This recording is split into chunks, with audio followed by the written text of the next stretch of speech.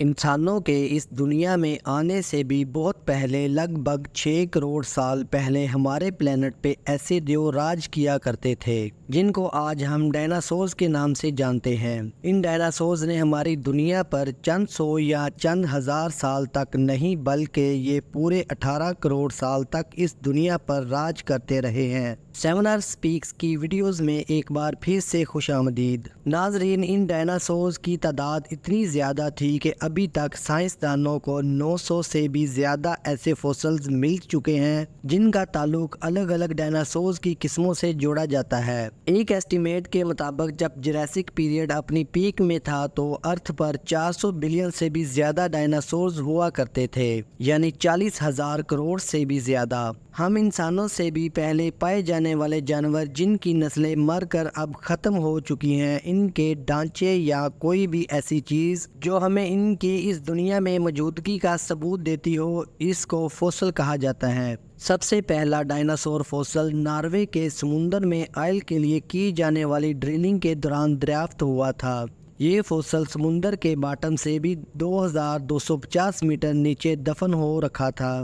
کروڑوں سال تک زمین کے اندر دفن رہ جانے کی وجہ سے فوسل کا اپنی اصلی حالت میں رہنا کافی زیادہ مشکل ہوتا ہے۔ زیادہ تر فوسلز تو گل کر آئل بن جاتے ہیں جن کو ہم پروسیس کر کے فیول کے طور پر استعمال کر لیتے ہیں۔ کئی بار ان کی صرف ٹوٹی پھوٹی ہڈیوں کے حصے مل پاتے ہیں، یا اگر بہت ہو جائے تو ان کا صرف ڈھانچہ ہی مل پاتا ہے۔ اگر گوگل پر ڈائناسور ٹائپ کر کے سرچ کیا جائے تو ایک لمبی لسٹ سامنے آ جاتی ہے۔ یہ سب ان ڈائناسورز کی قسمیں ہیں جن کے فوسلز کے چند حصے ہمیں ملے تھے۔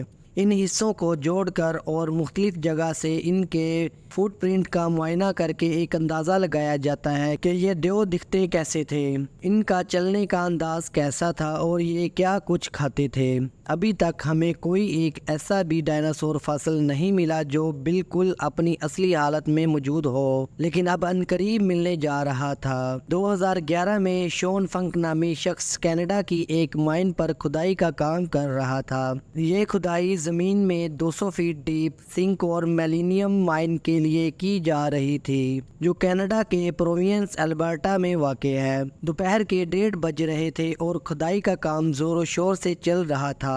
ویسے تو یہاں کی مٹی بالکل صاف تھی اور اسی وجہ سے ایکسکیویٹر کو زیادہ زور بھی نہیں لگانا پڑ رہا تھا، لیکن پھر ایک پوائنٹ ایسا آیا جب ایکسکیویٹر کو اپنے دانت مٹی میں دھنسانے کے لیے زور لگانا پڑا۔ پہلے تو شون فنک جو کہ ایکسکیویٹر کو آپریٹ کر رہا تھا، اس نے سمجھا کہ شاید اس کے راستے میں کوئی بڑا پتھر آ گیا ہے۔ جب اس پتھر نما چیز پر زور لگایا تو شون فنک کو ایک عجیب و غریب پیٹرن زمین میں دسا ہوا نظر آیا۔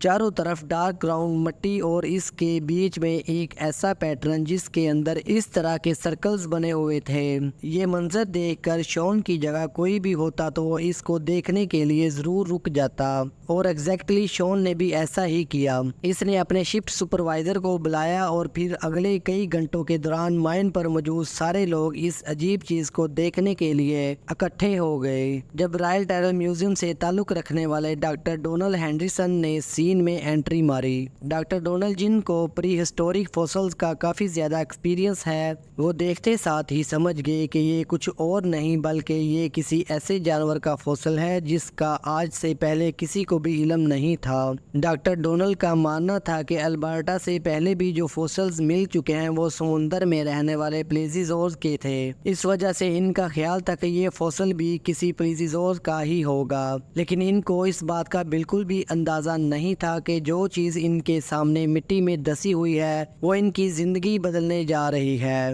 8 کروڑ سال پہلے کینیڈا کا یہ حصہ جہاں سے فوسل ملا تھا یہ گہرے سمندر کے نیچے ہوتا تھا۔ جو پلیزیزورز اس سمندر میں رہتے تھے وہ مرنے کے بعد زمین بوس ہو گئے اور اس وجہ سے اس ایریا سے زیادہ تر فوسلز ان کے ہی ملتے ہیں، لیکن ملنے والا یہ فوسل بھی پلیزیزور کا ہی تھا یا کسی اور جانور کا، اور سب سے بڑھ کر یہ کہ آخر وہ دکھتا کیسا تھا۔ یہ سب جاننے کے لیے ضروری تھا کہ پہلے اس کو بحفاظت زمین سے باہر نکالا جائے، اور یہ کام اتنا آسان نہیں تھا۔ ایکسکیویشن کے گرو بلوائے گئے اور بڑی احتیاط سے فوسل کو زمین سے باہر نکالنے کا کام شروع کر دیا گیا۔ فوسل کی سائڈوں اور اوپر سے مٹی ہٹا دی گئی اور اب باری تھی اس کو زمین سے الگ کرنے کی۔ نارملی ایسے کام کے لیے الیکٹرک جیک ہیمر استعمال کیا جاتا ہے، لیکن کیونکہ اس سے فوسل کو نقصان پہنچنے کا خطرہ تھا، اس وجہ سے ایکسپرٹس نے ہائیڈرو ویکنگ ٹیکنالوجی استعمال کرنے کا فیصلہ کیا۔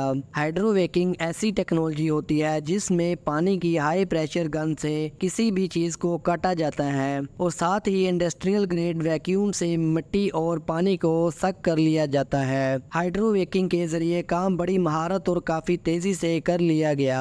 اب یہ جائنٹ پتھر جس کے اندر فوسل موجود تھا وہ زمین سے الگ ہو چکا تھا اور اب باری تھی اس کو اٹھا کر ٹرک میں لوڈ کرنے کی۔ ایکسپرٹ کا خیال تھا کہ اس کو کرین کی مدد سے اٹھا کر ٹرک میں بآسانی لوڈ کر دیا جائے گا، لیکن کہیں نہ کہیں سب کے دل میں یہ ڈر ضرور تھا کہ لفٹنگ کے دوران کہیں کچھ اب نارمل نہ ہو جائے، اور بالکل وہی ہوا جس کا ڈر تھا۔ جی ہاں، جیسے ہی کرین نے فوسل کو اوپر اٹھانے کے لیے زور لگایا تو وہ ایک ہی جھٹکے میں 2 حصوں میں بٹ گیا۔ یہ دیکھتے ہی سائٹ پر موجود تمام لوگوں کو تو جیسے سانپ ہی سونگ گیا۔ وہی رائل ٹیرر میوزیم کی ٹیم کو فوسل کے ٹوٹ جانے کا غم کھایا ہوا تھا۔ فوسل دیکھنے میں تو پتھر جیسا لگ رہا تھا، لیکن اس کا سینٹر کافی زیادہ نازک تھا جو کرین کے پریشر کو برداشت نہ کر سکا، لیکن ایسا نہیں تھا کہ یہ ساری امیدیں ختم ہو گئی۔ بے شک فوسل ٹوٹ چکا تھا، لیکن یہ ابھی بھی کمپلیٹ تھا۔ اس کے اندر کیا کچھ چھپا ہے یہ جاننا بھی باقی تھا۔ فوسل کے تمام حصوں کو اچھی طرح پیک کر کے رائل ٹیرر میوزیم پہنچا دیا گیا، جہاں اب ایک اور دلچسپ حقیقت سے پردہ اٹھنے کا وقت آن پہنچا تھا۔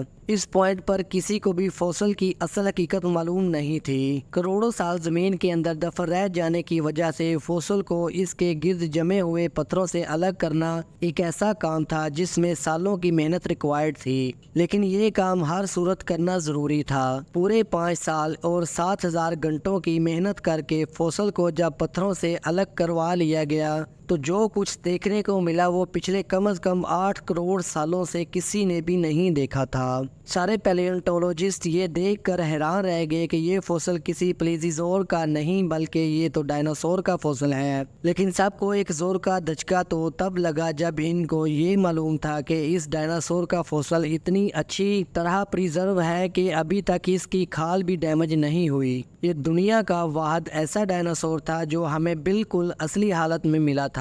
ماضی میں جتنے بھی ڈائناسور فوسلز ہمیں مل چکے ہیں، زیادہ سے زیادہ ان کی ہڈیاں ملتی تھیں اور پھر کئی سالوں کی محنت کر کے ان کو واپس جوڑ کر میوزیمز میں رکھ دیا جاتا تھا۔ ریڈش براؤن کلر کی سکن، سیلف ڈیفense کے لیے پوری باڈی پر آرمڈ جیکٹ اور 3.5 ٹن وزنی اس ڈائناسور کے بارے میں اس سے زیادہ اور کچھ معلوم نہیں تھا۔ جب ٹیکنیشینز نے اس کو پوری طرح پتھروں سے آزاد کر دیا تو اب باری تھی پیلینٹولوجسٹ کی، جن کو ڈائناسور کی اس عجیب قسم پر مزید تحقیق کرنا تھی۔ ریسرچرز پہلی بار ایک ایسے نمونے پر ریسرچ کر رہے تھے جو بالکل اوریجنل حالت میں موجود تھا۔ سالوں کی ریسرچ اور کئی سو ٹیسٹ کرنے کے بعد جو کچھ معلوم پڑا وہ واقعی کافی زیادہ انٹرسٹنگ تھا۔ یہ ڈائناسور آج سے قریب 110 ملین سال پہلے یعنی تقریباً 11 کروڑ سال پہلے مرا تھا، اور جس وقت اس کی موت ہوئی تب یہ کچھ کھا بھی رہا تھا۔ آہستہ آہستہ چلنے والا یہ ڈائناسور پلانٹس کھاتا تھا، اور حیرت انگیز طور پر اس کے پیٹ سے اس پلانٹ کے ٹریسز بھی برآمد ہوئے جو اسی کے ساتھ ریزرو ہو گئے تھے۔ یہ ڈائناسور جراسک ایج کے اس حصے میں پایا جاتا تھا جب اس دنیا پر ریپٹائلز کا راج ہوا کرتا تھا۔